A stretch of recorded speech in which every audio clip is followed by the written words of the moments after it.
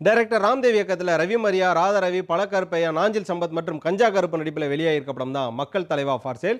இந்த படத்தோட விமர்சனத்தை தான் இந்த வீடியோவில் பார்க்க போகிறோம். மாலை முரசு வை பிரசன்ஸ். இது படம் எப்படி இருக்குன்னா உங்க விஜய் டாம்னி. எங்க கட்சியோட கொள்கை முடியாத சொல்வோம், முடிஞ்சதை செய்வோம். கட்சி பேரை பாத்தீங்களா, உள்ளே வெளியே. மக்கள் தலைவா ஃபார் சேல். இந்த படத்தோட ஒன்லைன் பார்க்கறதுக்கு முன்னாடி இந்த படத்தோட விளம்பரம் அப்படிங்கிற ஒரு விஷயத்தை பார்க்கணும். என்ன அப்படின்னு பார்த்தீங்கன்னா, இந்த படத்தோட ட்ரைலர் டீசர் வந்தப்பவே தெரிஞ்சது, ஆஹா இந்த படம் வந்து 2 பார்ட்டியே பயங்கரமாக அடிச்சிருக்காங்க அப்படின்னு. அது ஒன்று என்ன அப்படின்னு பார்த்தீங்கன்னா, கரண்ட்டில் ரூலிங்கில் இருக்கக்கூடிய டிவிக்கு, இன்னொன்று என்ன அப்படின்னு பார்த்தீங்கன்னா இதுக்கு முன்னாடி ரூலிங்கில் இருந்த டிஎம்கே. ஸோ இந்த 2 கவர்மெண்ட்டையுமே அடித்து எடுக்கப்பட்ட படம் அப்படிங்கிற மாதிரி இந்த டீசரும் ட்ரைலரும் வந்தப்பவே பயங்கரமாக பேசப்பட்டது. இவங்க பசுக்குதே பிரி கொடுத்துருக்காங்க. நாங்கள் ஆட்சிக்கு வந்தால் விமானத்தில் பிரி கொடுக்க போறோம். அது மட்டும் இல்லாமல் இந்த படத்தோட ப்ரொமோஷன்ஸ்லையுமே பார்த்தீங்கன்னா அதிபயங்கரமான கான்ட்ரவர்சியல் எழுந்தது. ஆக மொத்தம் இந்த படம் ஏதோ ரொம்ப பயங்கரமாக ஒன்று டிவிகே சப்போர்ட் பண்ணி டிஎம்கே அடிச்சிருப்பாங்க, இல்லைனா டிஎம்கே சப்போர்ட் பண்ணி டிவிகே அடிச்சிருப்பாங்க அப்படின்னு சொல்லி எதிர்பார்ப்பில் போய் உட்காந்தா டைரக்டர் 2 பேரே மாறி மாறி அடிச்சிருக்காப்புல. அதுதான் இந்த படத்தோட ஒன்லைனாக இருக்குது. சொல்லப்போனால் ஒரு கார்ப்பரேட் முதலாளி ஒரு நார்மலான ஆளை சிஎம்மாக மாற்றணும்னு ட்ரை பண்ணுறாரு, கடைசி சிஎம்மாக மாற்றிடுறாரு. அவரை சிஎம்மாக மாற்றுறதுக்கு மக்கள் ஒரு பக்கம் இங்கே ஒத்துழைப்பு கொடுத்து ஓட்டும் போட்டுறாங்க.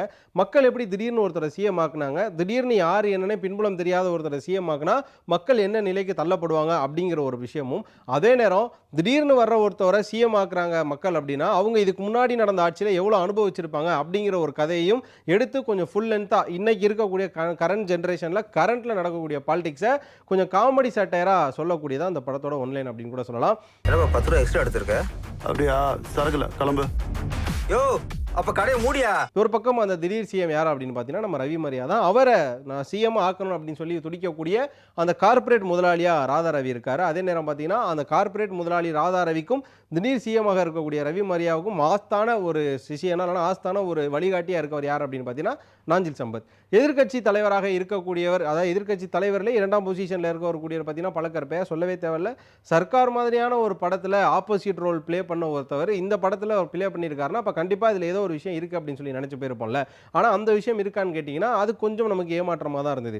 ஒரு பக்கம் 2 கவர்மெண்ட்டே மாற்றி மாற்றி அடிச்சிருக்காங்க. அதாவது இன்னைக்கு இருக்கக்கூடிய தமிழகத்தில் எப்படி தமிழர்கள் கிடையாது, இங்கே இருக்கக்கூடிய மக்களை எந்த அளவு வந்து ஆண்களை குடிகாரர்கள் ஆக்கி வச்சிருக்காங்க டாஸ்மாக திறந்து அப்படிங்கிற ஒரு விஷயத்தை ஃபர்ஸ்ட் ஹாஃபில் பாதி சீக்வன்ஸ் காட்டுறாங்க. அதாவது இங்கே வந்து ஒரு ஒயின் ஷாப்பையும் ஒரு டாஸ்மாகையும் மூடிட்டா மக்கள் ஃபஸ்ட்டு எவ்வளோ நாள் திண்டாடுவாங்க, அதுக்கப்புறமா எப்படி அவங்களோட ரொட்டீனை அதாவது பார்க்க ஆரம்பிச்சிருவாங்க.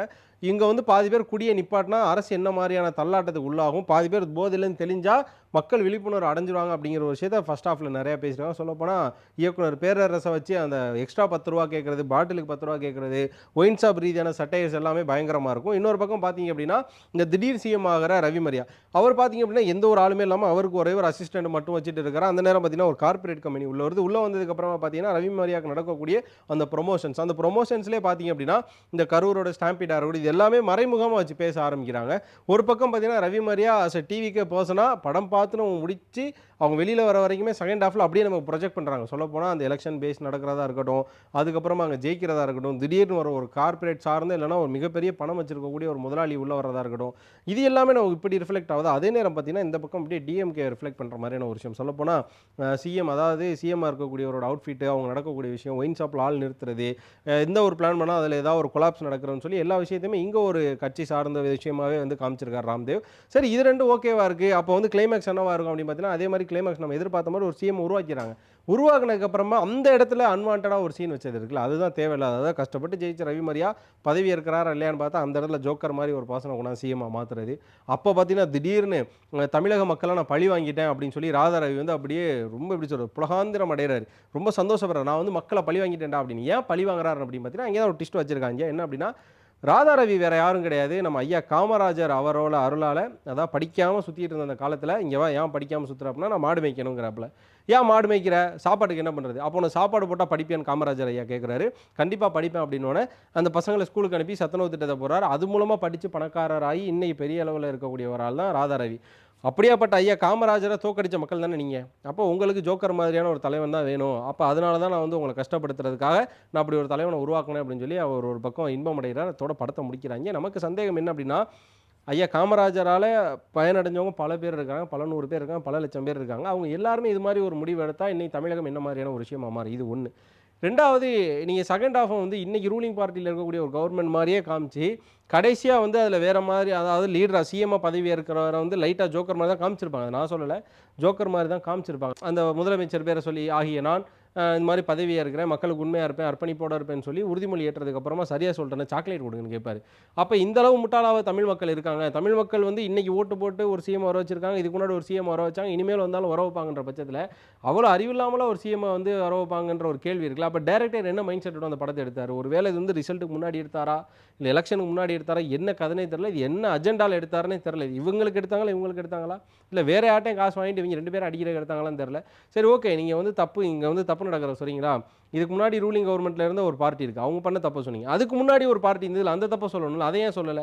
அப்ப யாரோ ஒருத்தவங்களுக்கு ஃபேவர் பண்றதுனால மத்த 2 பேரும் இங்க வில்லனிசமா காட்டுற ஒரு விஷயம் இருக்குல்ல. அது இந்த படத்துல ரொம்ப மிஸ் ஆனுச்சு. இது மட்டும் இல்லாம படத்தோட கதை ரொம்ப ஸ்ட்ராங்கான ஒரு கதைங்க. இது மட்டும் கரெக்ட்டா இருந்தா one of the strongest satire. சொல்லப்போனா இப்போ தெய்வ மகன் சொல்லிட்டு நம்ம விஜய் ஆண்டனி ஒரு படம் எடுத்தார்ல. அந்த படம் எப்படி வந்து சென்ட்ரல் கவர்மெண்ட்ட சீண்டி போட்டு செஞ்சிருக்கும். அதே மாதிரியான ஒரு கதையே இது அமைஞ்சிருக்கும்.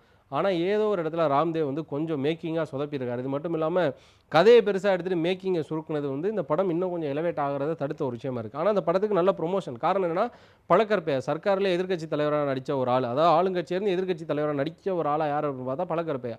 நாஞ்சில் சம்பத். இவங்க எல்லாருக்குமே நல்ல ஒரு அரசியல் ரீதியான நல்ல ஃபோக்கஸ் இருக்குன்றப்போ இந்த கதையை நல்லா மேக் பண்ணி நல்லா எடுத்துருக்கலாமே. ஏதோ ஒரு விதத்துல இந்த படத்துல தப்பு பண்ணியிருக்காங்க. இது மட்டும் இல்லாம டிஓபியா இருக்கட்டும், நிறைய இடத்துல வாய்ஸ் சிங்ஸா இருக்கட்டும், அது மட்டும் டப்பிங்ஸா இருக்கட்டும், எல்லாமே இந்த படத்துல குறைய தான் ஆரம்பிச்சது. சரி காமெடி சட்டையா இருந்தாங்க. காமெடியே இல்ல. சிரிப்பே வரல. சரி அதே ஒரு பக்கம் விடுங்க. மியூசிக் அப்படின்னா பாடல்கள் பெரிய அளவுல மனதுல நிக்கல. ஆனா இது 2 கட்சியுமே இன்னைக்கு இருக்கக்கூடிய ரூலிங் கவர்மெண்ட், இதுக்கு முன்னாடி இந்த ரூலிங் கவர்மெண்ட் மாறி மாறி கட் பண்ணி எடுத்து அவங்களோட இன்ஸ்டாகிராம்லயும் அவங்களோட வாட்ஸ்அப்லயும் ஸ்டேட்டஸ் போட்டுக்கிறதுக்கு யூஸ்ஃபுல்லா இருக்கக்கூடிய ஒரு படம். இது மட்டும் இல்லாம இந்த 2 கட்சிக்கும் ஆகாத ஒரு கட்சி இருக்கும்ல. அந்த கட்சி இந்த படம் ஃபுல்லாவே எடுத்து பாத்தியா உன்னோட லட்சணத்தை அப்படி எடுத்திருக்காரு, உன்னோட லட்சணத்தை அப்படி எடுத்திருக்காருன்னு அவர் எடுத்து ஃபுல் படத்தையுமே வாட்ஸ்அப்ல வந்து நல்ல ஸ்டேட்டஸ்ல தெறிக்க விடுறதுக்கு ஒரு படம் எடுத்திருக்காரு ராம்தேவ். இந்த படம் இந்த சொசைட்டிக்கு இப்ப தேவைன்னா கம்பல்சரி தேவை. ஏன்னா ஐயா காமராஜர் என்ன மாதிரியான ஒரு விஷயங்களை பண்ணியிருக்காரு.